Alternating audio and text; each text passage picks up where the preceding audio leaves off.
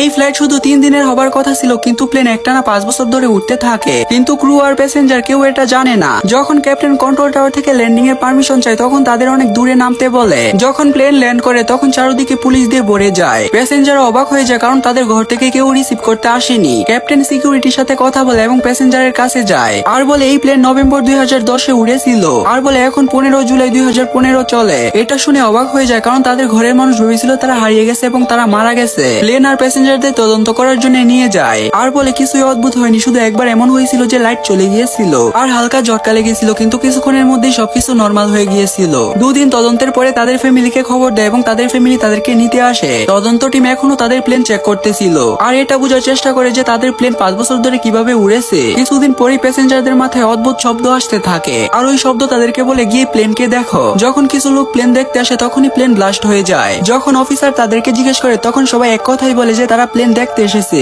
যখন camera check করে তখন কাউকে প্লেন ছুঁইতেও দেখে না। কিছুদিন পরেই প্যাসেঞ্জার থেকে একটি মেয়ে ঘরে মৃত পায় আর এই মেয়েটি কিছুদিন আগে থেকে অনলাইনে লিখতেছিল যে সে সত্যিটা জানে। বন্ধুরা, এই রহস্য জানতে হলে পার্ট 2 দেখার জন্য লাইক করে চ্যানেলটি সাবস্ক্রাইব করে দাও।